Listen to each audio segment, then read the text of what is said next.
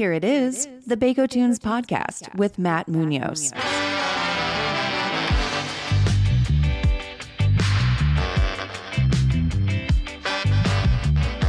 Audio brought to you by Chain Cone Clark.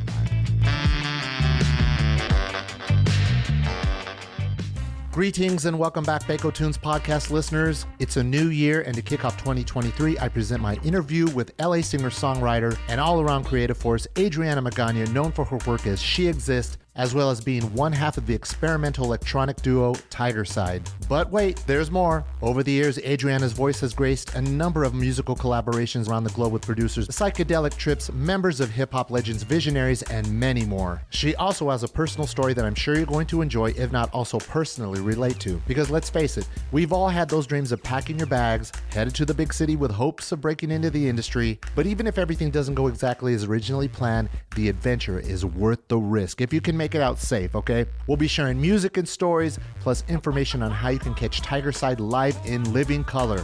So let's get to it. Here's Adriana Magana, Shexist, on the Bakotunes podcast. Adriana Magana from Tigercide, how are you? I'm doing well. Thank you so much, Matt. Yeah, you know, I'm so glad that we got to reconnect because it has been years since I've spoken to you. I mean, I followed your career, some of the musical endeavors that you have done over the years. I think maybe the last time I actually spoke to you was the last time that you performed here in Bakersfield, which was, can you even remember? Yeah, I would say 2015, 2016. Yeah. Possibly. Yeah. Oh, actually, I found the notes right here. Last time you performed here in Bakersfield was December 2015 at Sandrini's with Mariachi Manchester and DJ Josex. I love it. Yes, I remember. I want to say that that might have been our first show. Well, my first show, returning to Bakersfield after living in LA for a little while. That was one of our first shows, Tigercide. Mm-hmm. I believe the first. Yeah, we performed a little bit after that, but that was our first show. Yeah, it was a nice show. It was big. A lot of people showed up. No, I mean, I have a lot of great memories from that. And it was actually, I have to thank you again, because I remember at the time, there was another band that was supposed to perform. There was a local band who are now called Fawns of Love. Back then, they were called Funeral Party. But I guess they had to change the name, or they decided to change the name. And that was going to be one of the last shows known as Funeral Party. And and the Andriottis, they're now known as Fawns of Love, and they play all over Los Angeles. So if you ever see that name, it's the band formerly known as Funeral Party. They called up and they said, hey man, a family situation came up. We can't play. I was looking around, and then I don't know how it happened, but somebody suggested Tigercide. And it was you. And then it just worked out. And, everything happens for a reason. So, I love it. That was such a fun show. Yeah. And I think it was just a good way to kind of introduce Tigercide to Bakersfield. Mm-hmm. Yeah. And we're going to cover a lot of ground with this interview. You're going to be coming back to Bakersfield, and we'll also talk about that. But I really want to get to know Adriana Magana, because I don't know you that well, but I know that you have made an impact not only in the Bakersfield music scene, but you're doing stuff in Los Angeles. I mean, are you a permanent resident of LA? And how long have you been in Los Angeles? Born and raised in Bakersfield. Mm-hmm. In 1999, I moved to Los Angeles. At that time, wasn't really doing too much musical projects. That's the reason why I went. I went to Los Angeles to explore and kind of see what opportunities were out there.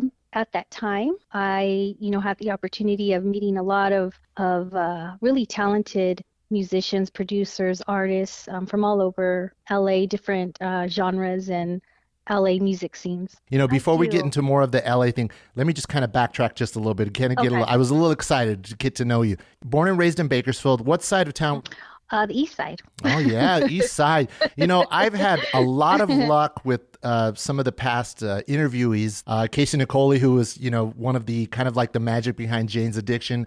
She graduated from Highland High School. Shannon Harris from Spike 1000. She came over here from Australia, landed in East Bakersfield because her dad got a job. I mean, all the guys from Korn. It just seems like East Bakersfield just produces talent after talent, and you're part of that tree. So you're growing up on the east side.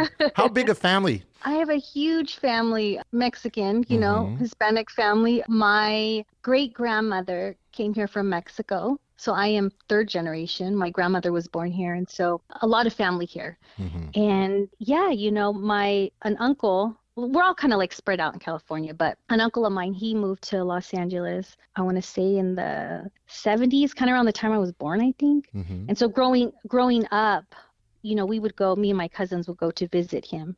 I think that was kind of like my first experience of LA, and he's an artist, he's a photographer and amazing. Just kind of had that experience, and he provided that just a whole other world for us. The seed was planted kinda, at that time yeah, for you. I knew at a very early age that I wanted to move to LA.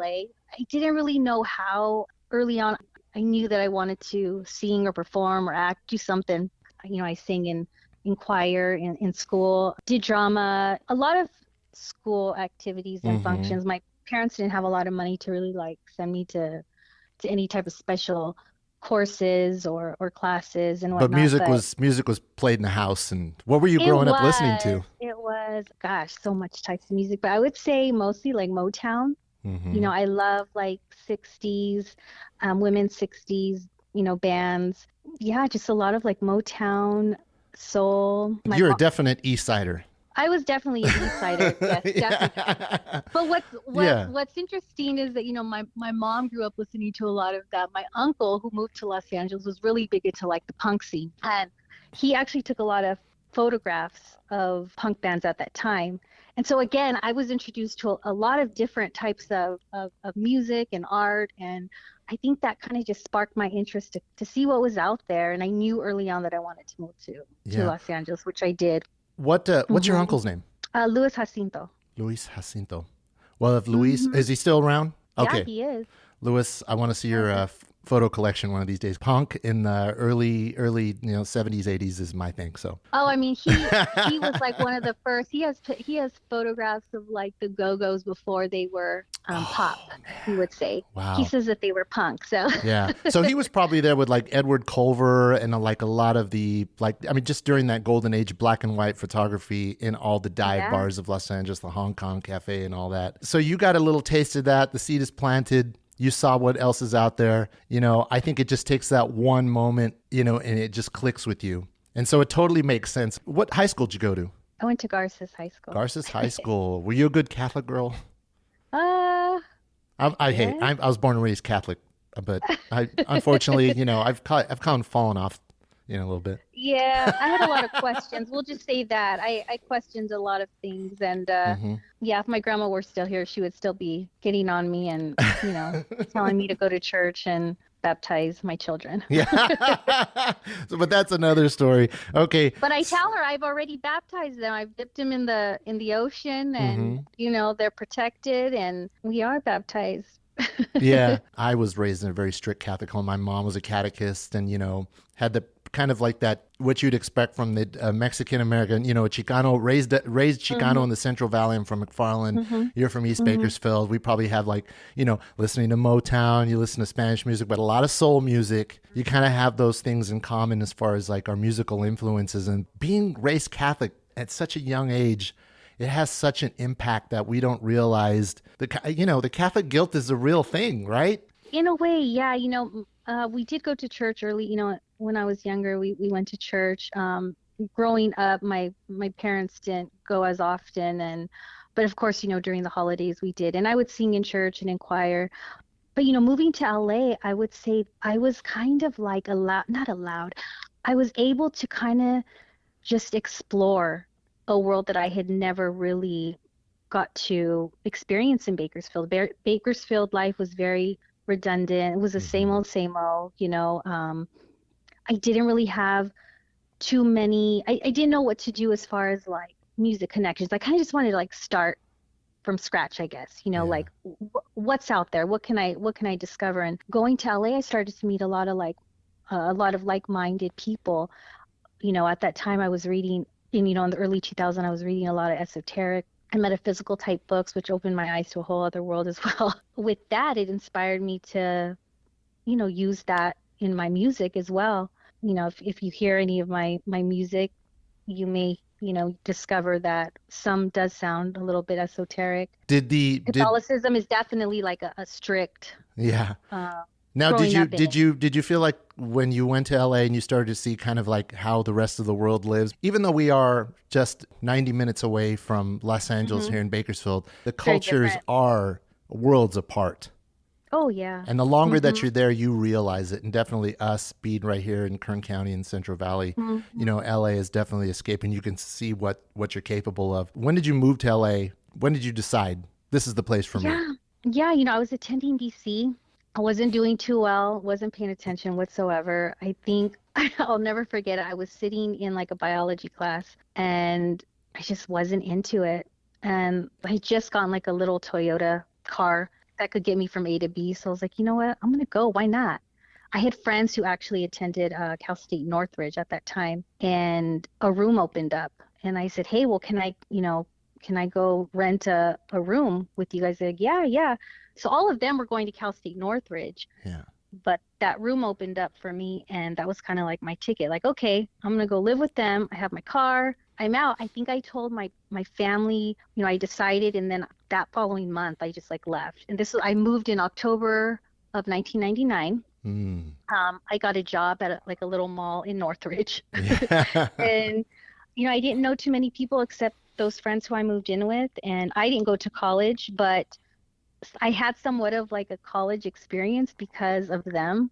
hmm They invited me to a lot of the parties that they were going to. So I met a lot of people right away. And from that, it just started to build. People just know all types of people over there, Yeah. especially in the industry. Oh, yeah, absolutely. You Um, know, that area, Northridge and Seasun, I mean, it has such a history. My sister attended Northridge in the 80s. So mhm, at that time, Northridge, you know, K-Rock, everything that you would kind of daydream about Hollywood and Melrose and that whole culture mhm, was at its peak. And Northridge was definitely one of those. I mean, there's places all over LA, but that mhm. part, Northridge, Seasun, was such an important area. And it's close Yeah, proximity to everything. You just exactly. You're 118 and still then the you're right there. valley, the Yeah. 101, and then you just, you land in Hollywood, which, at that time we went to Hollywood often, went to parties in, Northridge and in the Valley area.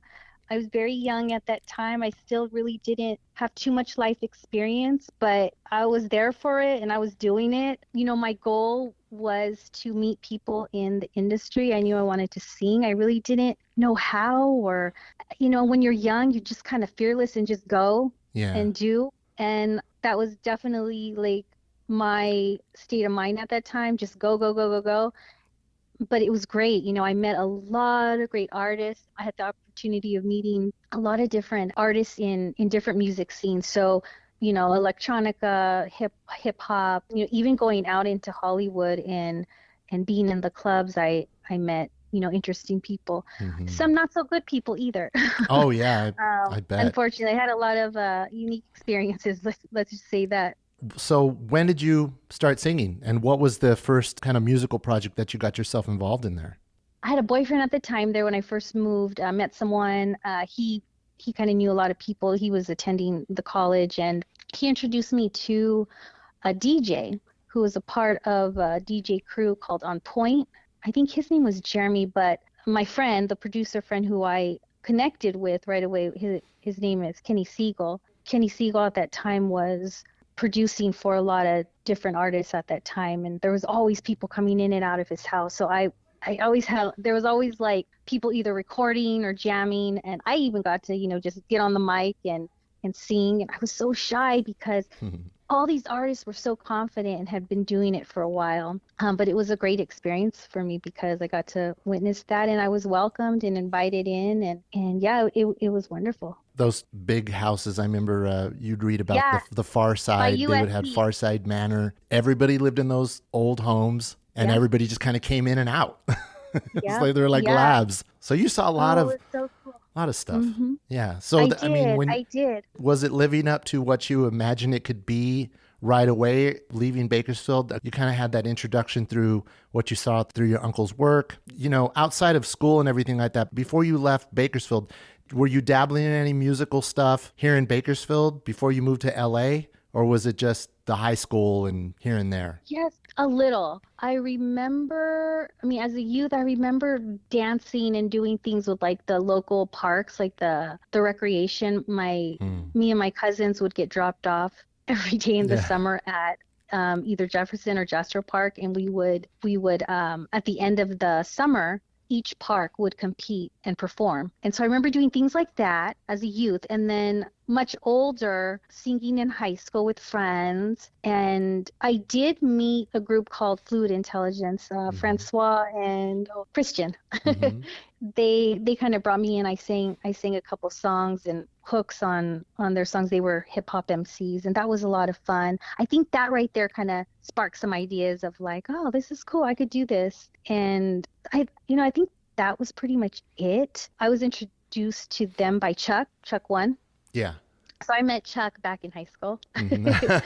Oh yeah, he's still busy year now. In high school. Oh yeah, definitely.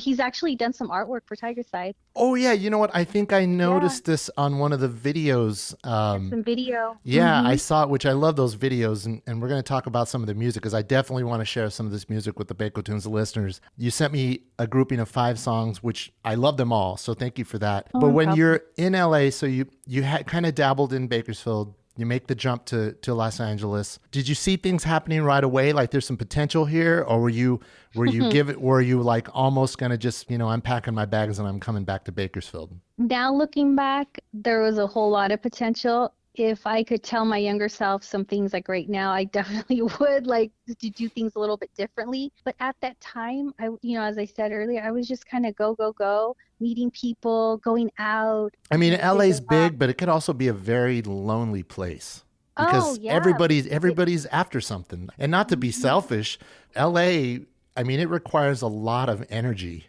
to just do your thing. So no. LA requires a lot of energy just to wake up every morning and get to work or commute. I mean, it requires a lot of energy, a lot of planning. Oh no, it does. I agree with you. And at that time, if you think about it, during the late early 2000s, there was no Spotify. There was no channels that we have right now to promote our music. It wasn't like that. So everything was still very organic. And I remember leaving producers' houses and them burning a CD for me so that I could go home and like work on that and of music. And I mean, to this day, I still have like stacks of CDs. I just kept them. It's so cute. Yeah. And it's like a relic, like an old relic, right? But there's some gems on there. And I love nostalgia. There's some gems. Yeah, that's stuff that will never, I think, be released. I have a lot of stuff that I've recorded that is not released to this day, just because of the time. But yeah, I will say that it was probably more. It was a very exciting time. As I mentioned earlier, meeting Kenny, I think I met a good friend of mine, an MC, Phoenix Orion. Phoenix Orion, he is a MC, and he's from actually New York, but he's put out a lot of music, and he invited me in, and I've been featured on some of his musical projects. I think that was kind of like the first time I was featured on a more professional level, because they had distribution, there was artwork. I got to kind of like witness the whole, from start to end process. Yeah, were the studios kind of actual studios, or were they like in a house in a bedroom somewhere, set up? In a house, in a house in a bedroom. Yeah. In a house in a bedroom. To this day, I mean, you could still do that. You know what I mean? Like, at that time, that's what it was. It was always in a house. Indie. Always indie. I remember in those early 2000s, because like I had talked to you off the air in another conversation, that I had spent about a year and a half in LA right at the end after I graduated from Cal State in 2003. And so Los Angeles still had a radio presence. So you had one of the last stations there that would play independent music. It wasn't taken over by the corporate radio world yet, but it was Indie 103.1. So they had all those specialty shows. They would have like the Crystal Method would have their own show on at night. They had a punk show. They had a rock en español show. And it was in the building right there off of Wilshire, Entravision Communications. It was actually a Mexican, a Spanish radio group, but they had an independent, it was Indie 103.1, and they had like the singer from the Joe Escalante from the Vandals. He had his own show. He hosted a morning show there, and then he would do like a legal show. And Dickie Barrett from the Mighty Mighty Bosstones had his own show. And like I said, the Crystal Method, Jonesy's Jukebox, Steve Jones from the Sex Pistols started that on that. So I love it. there was a time when you could, like bands, like if you had Tigercide back then, there was a good chance that you could actually get played on the air. And it was the beginning of streaming. So the radio stations had improved their listen live button that if you went to their website from wherever you were on the planets, whether you were in Los Angeles, you were terrestrial, you were streaming, or you come back to Bakersfield, all you had to do was just, have some good speakers. Listen in. Yeah, and listen in and all that. So you were there, you got to see a lot. You were there at a really good time as an artist to be able to see the potential in yourself. Yes and no. No? Yes and Okay, no. well tell me some stories. Well, I mean, just as a woman, in the industry, it was not easy. I would say that the people who I would meet in the nightlife and the industry type people, it wasn't always the best. Let's just say, people are always out for something. And but luckily, I did also meet some really amazing people with integrity who taught me so much. But it wasn't always a good experience, and at that time, I think I was going by the name of Mazul. As I mentioned, I was reading a lot of like esoteric, metaphysical type books and just searching and discovering new things and utilizing that for my music, for writing my music. Yeah. And it was interesting because the people that I met were into the same things. They were doing the same thing. And it was such a unique time. The technology wasn't what it is today, but it was going in that direction, and I saw it. I even had a chance to get signed to a online recording label. I think this was like in 2002. A couple producers who I was working with, they had just started their production company. What was the style that you were delving in at that time? Different ones. So like with them, it was a little bit more commercial, pop, soul, like R&B. But then, working with electronic and the hip hop scenes, that was more experimental indie. It was more of like a trip hop vibe. I was really into like Portishead. I mean, I've been listening to them for a while, even Sneaker prior to Pimps. that. But Massive Attack and more Chiba, Bjork. I can hear that. That's a good thing. Yeah, and I thought it was so strange that there was this online, recording a label that was on the internet. I thought that was so bizarre. And I turned it down. I didn't want to do it because it was just so weird to me. Capitol Records was around, Virgin. Like, I still thought that that's how you got to share your music. Oh, I bet. I turned it down. I didn't want to do it. Just didn't make sense to me. I mean, there's a lot of things that I did. I would demo music for people. I would audition for things. I mean, I don't know. My timeline is pretty crazy, Matt. Yeah. Like, I've done a lot of different things and worked on a lot of different projects. Any acting in there? Did you ever audition for anything?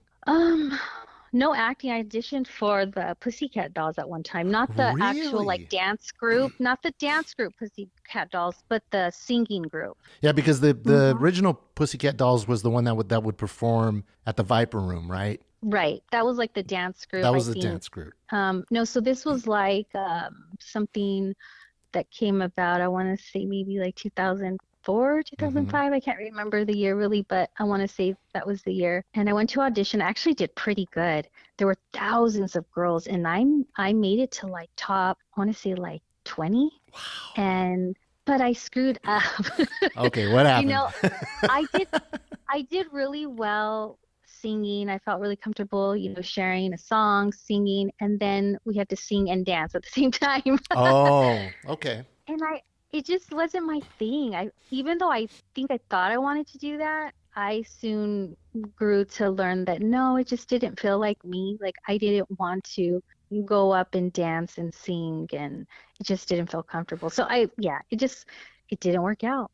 But you saw the potential. Once again, you saw the potential in yourself, though. That's pretty good, I mean, because that group got really big there for a while. They did. Yeah. They did. After that audition, I want to say like a month after that, I saw them performing on stage in Vegas. I wasn't in Vegas, on television. I saw them. And what'd you say to I was yourself? I remember that girl, because I knew which one made it. Because I remember seeing her. She was really, really good. Oh, well, that's a really cool experience. Apart from not making it, I mean, how was that experience? Was it a positive one? Of course. Oh, yeah, I'll never forget. One of the judges I don't remember his role in the industry, but I remember this gentleman coming up to me after, and he said, "You know what? You have really, really good tone." And I took that with me. I'm like, "Oh, yeah. Thanks." Oh, you do? I do. Yeah, you do. You do have a really good tone. That's definitely one thing I've noticed. I've never been classically trained, and yeah, I think I do. I do have pretty good tone. Yeah, and I noticed that, which brings us to some of the music that you sent me. Now, you sent me 5 songs. Okay. Now, some of them are labeled as Tigercide, and then there's also She Exist. There's a collaboration with a rapper. But let me just pick one song and you tell me a little bit about it. And so everybody listening, okay. Adriana is going to tell you a little bit about the songs. There might not be, I don't know which song is newest or the oldest, but let's talk about the first song, Mirror Man. Mirror Man, okay. In the Fog. So this is a project between Mirror Man, he's located in Poland, and myself. I met Mirror Man in, I think, 2005, 2004 on MySpace. Wow. Yeah. Yeah. And he reached out to me. He invited me to sing on one of his songs. I did. It was called Holy Glass, I believe. Yeah. Mm-hmm. Holy Glass. He featured multiple artists on that project, and we kept in touch. Soon after that, he presented me with this idea of creating a project for the Children of Chernobyl, which is an organization that supports children in like areas like Ukraine who were affected by the disaster that happened in Chernobyl in the 80s.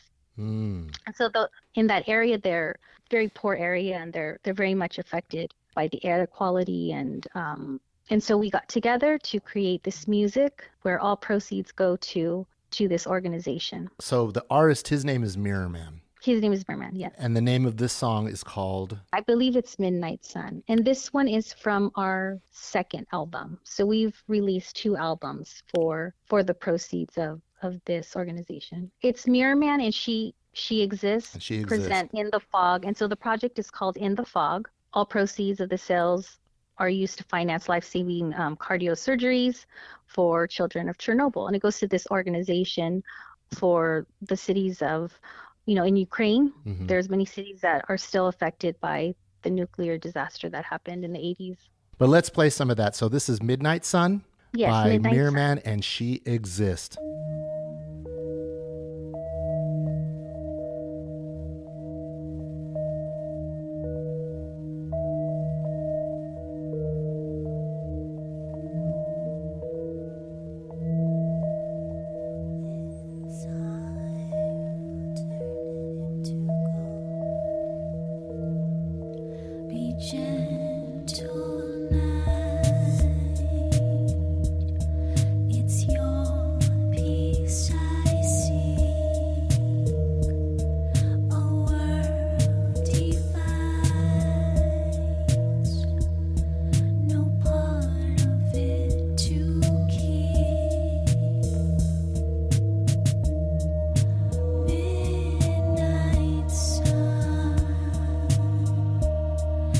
Take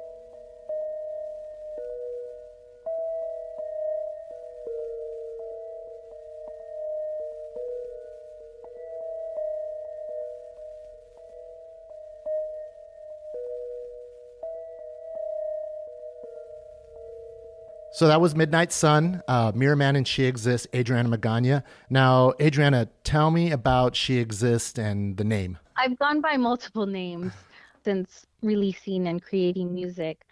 So She Exists was actually a name given to me by a producer and very good friend of mine. I want to say in 2008, I changed my artist name to She Exists. At that time, I had already experienced a lot of barriers that women commonly face in the industry. Yeah.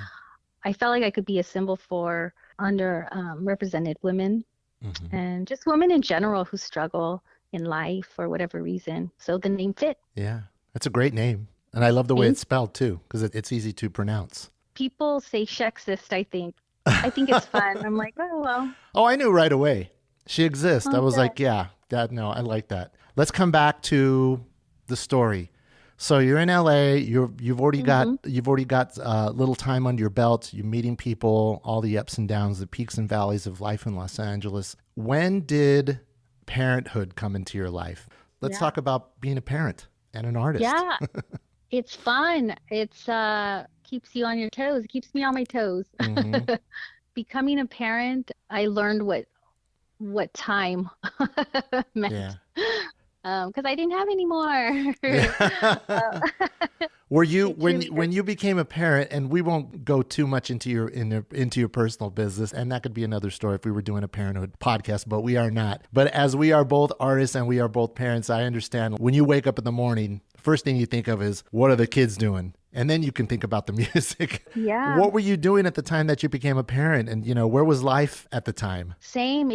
I've never stopped working on music and staying creative. It's just a part of me. To this day, I stay creative. It hasn't ended. It's definitely a little bit more challenging to do what I want to do at any given time. It's impossible. So that part did change. But just like everything else, I think having children kind of whips you into shape. I don't know. It did for me. Like my perspective changed. It just changes you. And so with that, I was a different person. Music became different. How I spent my time and made time for it became different. Yeah. I became more strategic. Oh, yes. No, it's all about strategy and navigating through life and emotions, lots of emotions, because your child requires, they require extra attention. extra attention. I have 2 children and they both come to the studio with me if they got to. Yeah. What are the age range, if you don't mind asking? Yeah. So my daughter, she is 12. And I just recently had a little boy. He just turned 1. Wow. Yeah. Well, congratulations. It's been a good year, right? It's been it's been an exciting year, to say the least. Wonderful. That's wonderful. I tell people, you'll know how real joy in life is once you become a parent. When you talked about CSUN, my son graduated from CSUN the day that my wife and I got married. So I didn't get to make it to his graduation, but we got to see it online. Thank God for streaming. Love it. And as soon as he walked across, he just zoomed all the way over here. We, put on his tux and we jumped in the limo and then we went and got married. I love it. But I love it. yeah. But Congrats. so Happy season. Papa. Oh, thank you. Yeah. So let's get back to the music. So Tigercide, tell me about how Tigercide came together and how you met your bandmate, Brendan. Saint Brendan. Yeah. Tell me all about that. Well, I had just moved back to Bakersfield from Los Angeles. I had already been living in Los Angeles for a little over 11 years. Decided to move back.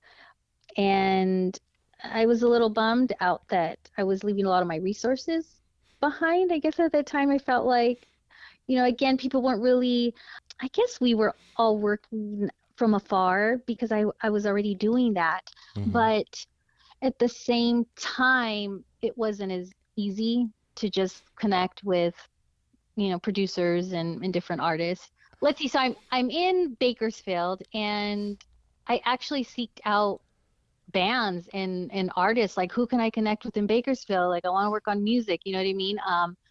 At the same time, I was looking at ads, and I came across an ad from St. Brendan. He had put out, he was looking for a vocalist for his band. At that time, I really didn't know how big of the band, but it's just him. He produces the music and plays live synth. Mm-hmm. And yeah, it sounded like a good fit. He kind of just described the type of music that he creates, and I'm like, wow, this sounds kind of cool. So I reached out to him. We talked, and we scheduled a time to meet and just kind of jammed out, and the rest is history. Like, we just have still been working on music together. What part of LA was he living in? Hollywood. Oh, so he was in Hollywood. So you'd moved back to Bakersfield. Were you back in East Bakersfield with the familia? I was back in East Bakersfield with the familia. And I had just given birth to my little girl at that time. And this was in 2011. So she was born in 2010. Yeah. And so, yeah, I was, with family and good support group. Yeah, good support group. My mother also was diagnosed with cancer at that time. Oh. I needed to be close with family at that time, and it just made sense. It was good. A lot of good things came from that. The angels and are she's doing great, angels by are the always way. guiding. Oh, that's great. Yeah, I was hoping you were going to say that.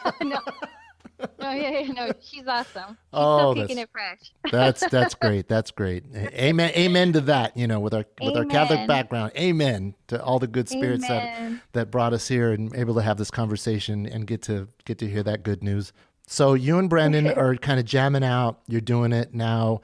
Did you have any particular, who came up with the direction and how did you become Tigercide? He named the band. He had the idea already, set in mind. I was cool with it. I liked it. I was like, let's go, let's do it. And I loved that I had someone who was committed to a project, whereas before, I think everything was kind of experimental, except for projects like, with Phoenix, or I didn't mention this before, but with LVX Collective, they invited me to sing with them. That's another project. We released 2 albums as well, and that's with Zen from the Visionaries.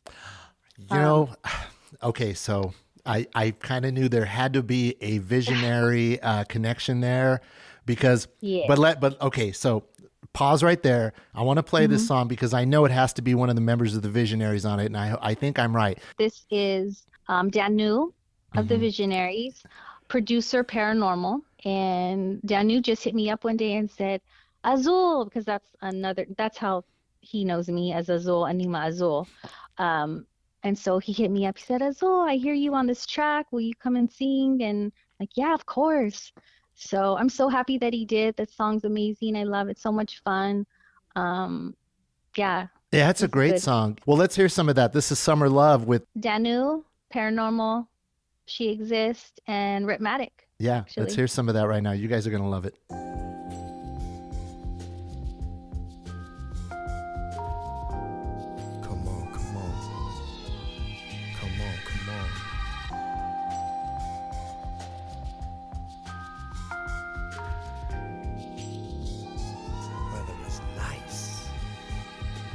Say goodbye to May Gray. June coming soon with the gloom, but it's okay. Even with the clouds, we so proud of a city. Summer love, July, clear skies are plenty. Dog days in August, you can surf the heat wave. Apply sunblock, rock shades that band rays. Rise from the east, set down on the west end. Summertime shine, hope the feeling would transcend. Started with the sunlight, smell the coffee. I just like to smell caffeine, no hardly. Strive to be mind, body, soul for healthy. Find Mary J's real love, be wealthy. Whenever times are hard, real ones will help me. Always thank God, got a mama who fed me. New tough times, tough luck, and tough love. Strong like the sun, what my heart is made of.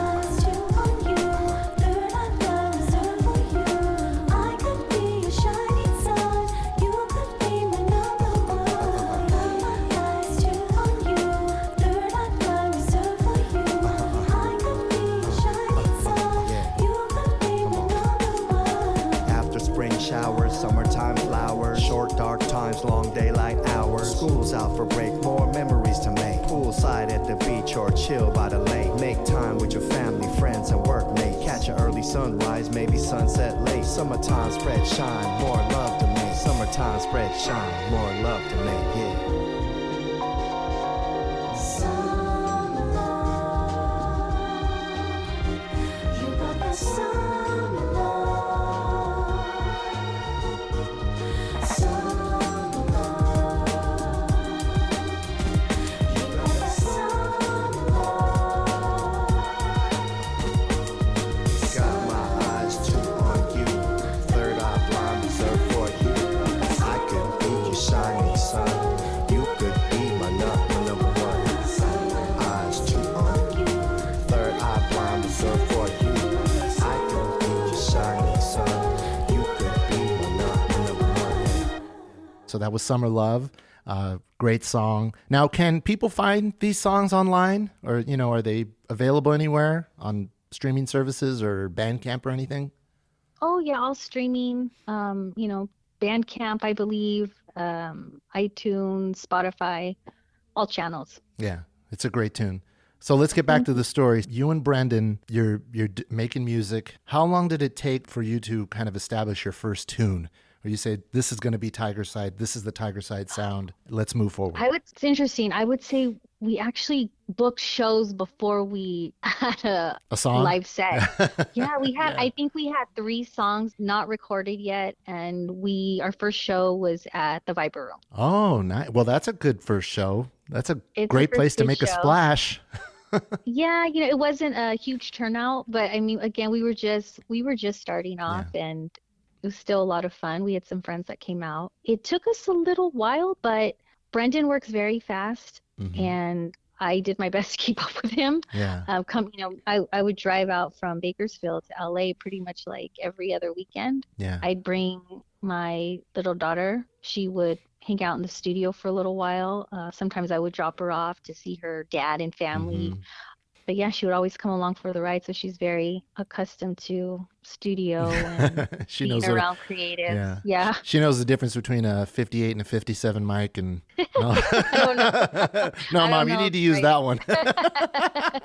She's like, come on, you know how you sound with that one. Yeah, exactly. Yeah. Okay. So Viper Room, you have your debut. Was it the way I remember seeing you live in 2015? Is that the way you look back then? Was it just keyboards? Brendan has his keyboards and all his gear around him, and then there's you at the mic. Was it the kind of the plan that it always looked like? Yeah. He produced the song and he played live synth with the music that he produced. And I sang, and we would just get together and write, try different things. And eventually we just started to get songs. We recorded first and foremost just in his apartment. He did all of his mixing. We would go and get it mastered, but he did all of his own mixing. And yeah, we just started to accumulate more and more songs, and we just kept playing shows. We played the House of Blues, we played Bordner's, kind of all over LA and Hollywood. Really cool place. We had a lot of good luck. Let's bring it back to some of the music. Let's play a Tigercide tune, and this was in the collection that you gave me, and I believe this is called Eye of Tiger. Tell me about this tune. Yeah, this is fun actually. So we just released this in 2022, and it's actually a song from our Sunset and Highland era, which was in 2015. So this song we recorded back in 2015, but just kind of released it Really? recently. Which Did is fun. you Yeah. tinker with it over the years, or this is the version that it was back then? This is the version. You were already ahead of the game back then. It's a great tune. Yeah, Let's play some of this. This is Eye of Tiger by Tigercide.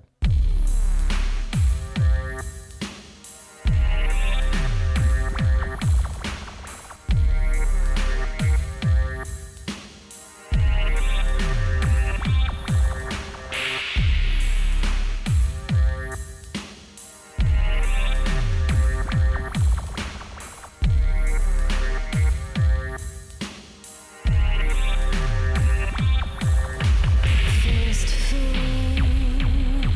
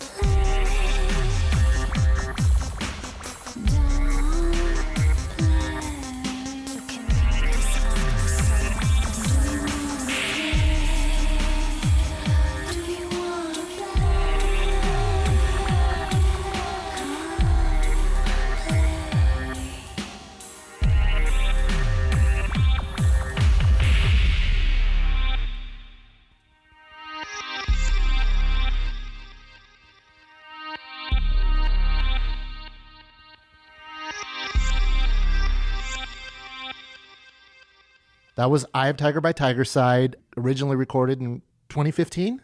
This one, 2014, 2015. Yeah. Wow. And then you just released it for public consumption in 2022. Yep. It's a good 7 years. Hey, Yeah. it has aged well. It hasn't aged at all because nobody's heard it except for you. I love it. It's like a fine wine. Yes, absolutely.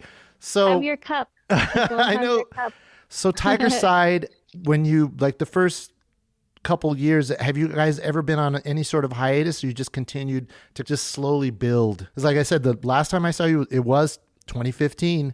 How long were you guys together at that time? Yeah, so from 2011, 2015, we went to South by Southwest. We performed pretty much all over LA. And so by 2015, we had an idea. Brendan was kind of changing some things in his life, and I said, well, why don't you just move out to Bakersfield? We could like practice every day. We could really get our set tight. We can, yeah, just practice, write more, and just do what we have to do as a band to progress. And he thought about it, and he made the move. Wow. And That's yeah. brave. it's brave. But that's faith. Yeah. Like, it's definitely faith. If you're in a band and you're not practicing often, like you're not gonna get a tight set. And I'm sure you know this, Matt, Yeah. right? Like you have to practice often to feel comfortable together on stage with your bandmates. Yeah.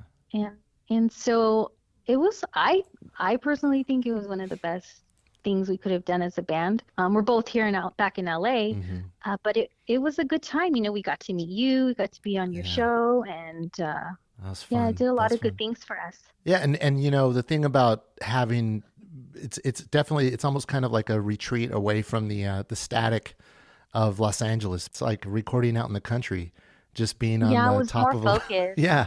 Actually recorded one of our singles at the KSVG studio. Oh right, you're right there like- at the Morinet Professional Building.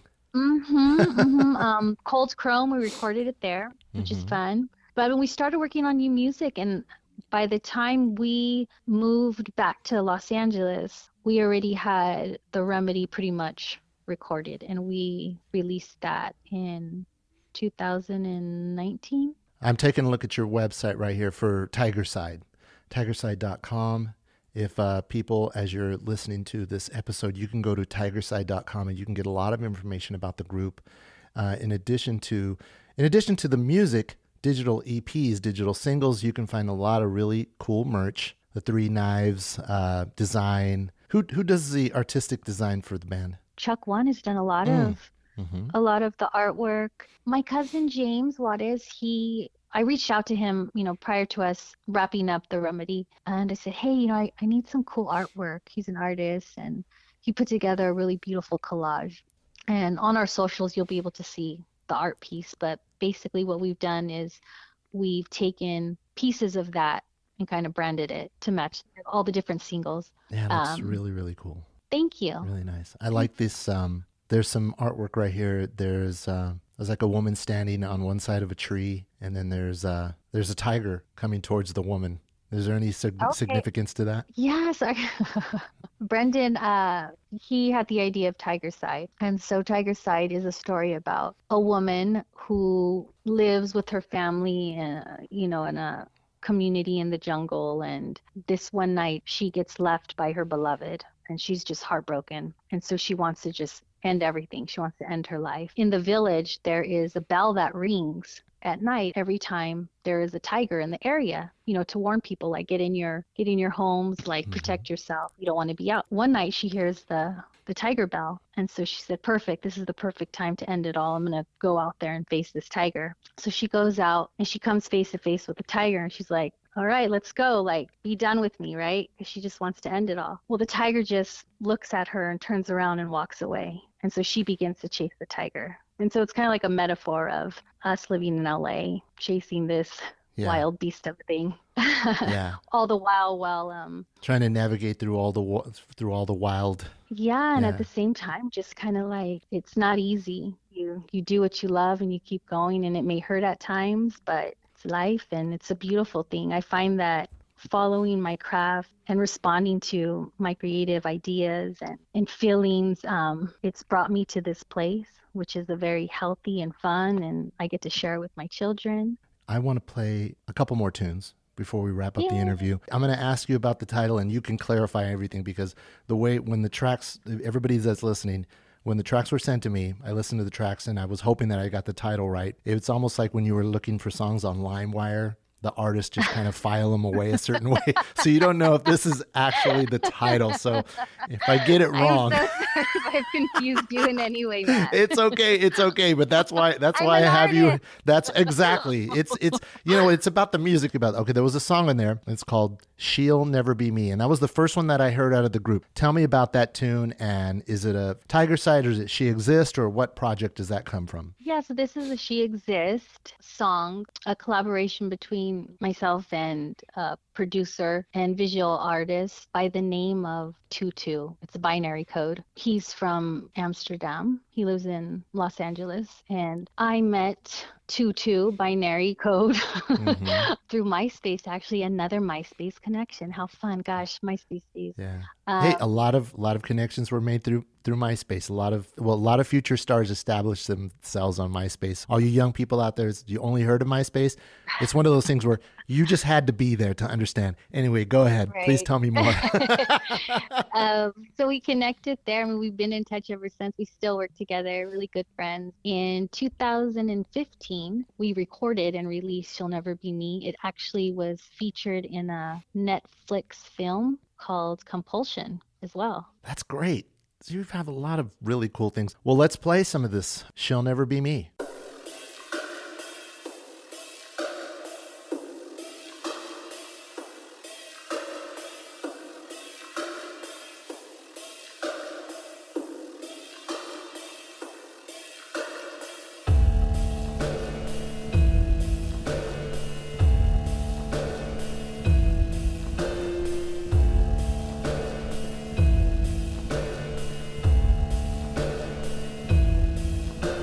She'll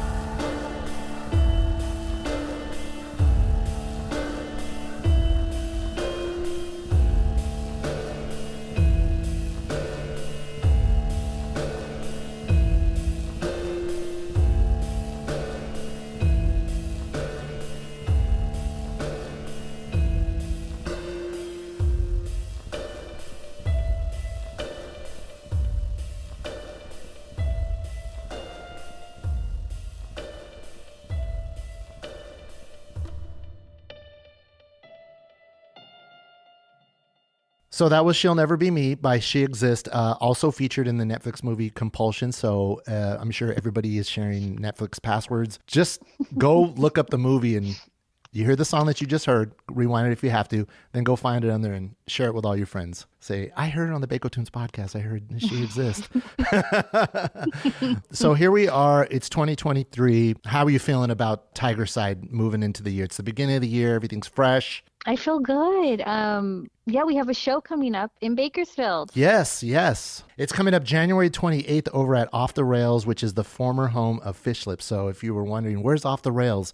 If you remember where Fish Lips was and some of the other venues it was before, after that, On the Rocks. But now it's Off the Rails. Now it's Off the Rails where you need to be. And I spent so much time there. I know the address, 1517 18th Street.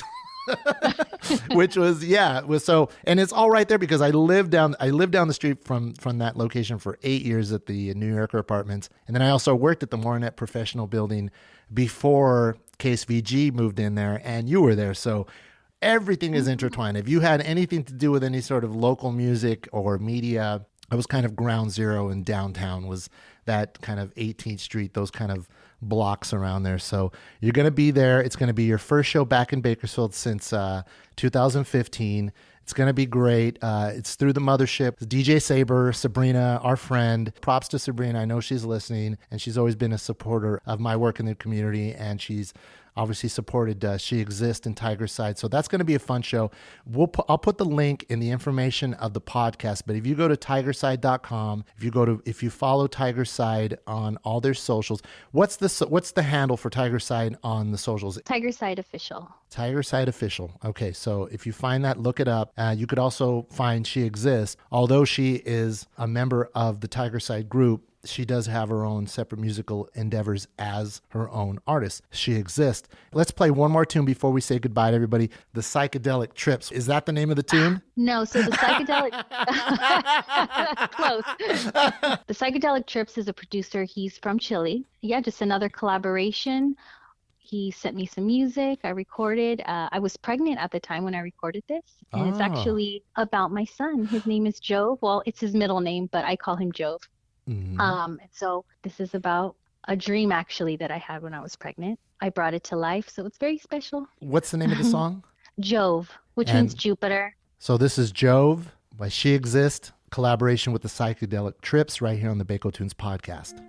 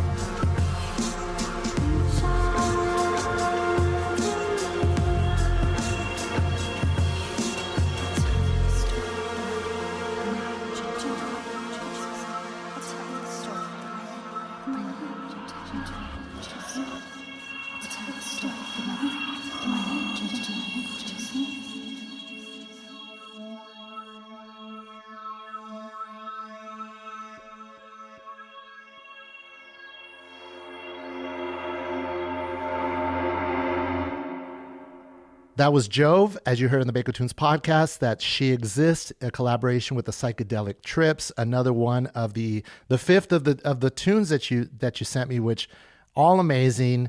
A little bit of Tigercide, a little bit of She Exists. I love Summer Love. A little hip hop soul. I knew right away there was a Visionaries collaboration in there somewhere. And yes, I was correct. It's very West Coast, that good feeling Los Angeles hip hop. She Exists was right there. Adriana. For this podcast, I'm going to start calling you She Exists. You got a show coming up. If people want to find out more, what do you suggest is the best way to keep up with all things Tigercide and She Exists? I have a website, sheexists.love. Tigercide is tigercide.com. She Exists Official, Tigercide Official on IG. You could find our music on all music streaming platforms. So it shouldn't be too hard.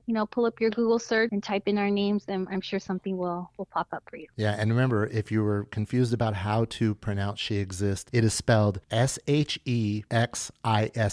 Do I have it right? You have it right. There you go. Adriana, thank you so much for being on the Bakotunes podcast. You want to give a shout out to anybody before we say goodbye? Yes, to my family in Bakersfield. I love you. Saber, Chuck One, KSBG, Savage Radio. Thank you for your support always.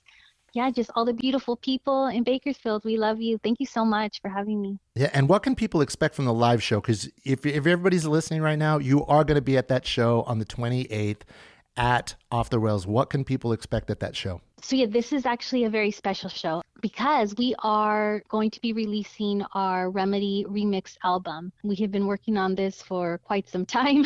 It's ready for digital release in February. And so what it is, it's a collaboration, featured artists that have remixed our Remedy album. And so there's a lot of great producers and musicians on this remix album, two in which are from Bakersfield, DJ Odeed and Josex.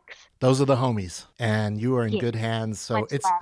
Yes, gonna... I forgot to give them a shout out, of course. Oh yeah. They are definitely no strangers in my world. Odeed No. and Josex, both good people. That's good to hear. Like, people that when they move away and they stay in touch with the people from their hometown, because there is a lot of talent around Kern County, around Bakersfield in the Central Valley. And just because you move out of town, you always stay very bonded with the right people. There you have it. So everybody, please make sure you go to that show. If you can't make it to that show, find them, support their music.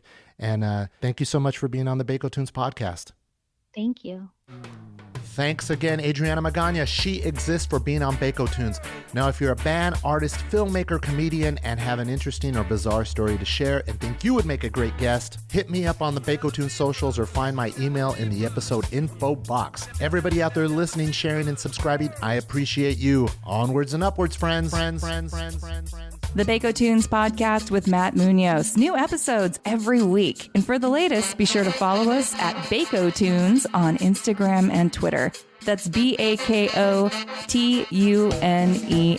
And be sure to like us, rate us, comment at us, and don't forget to subscribe. We'll be back next time.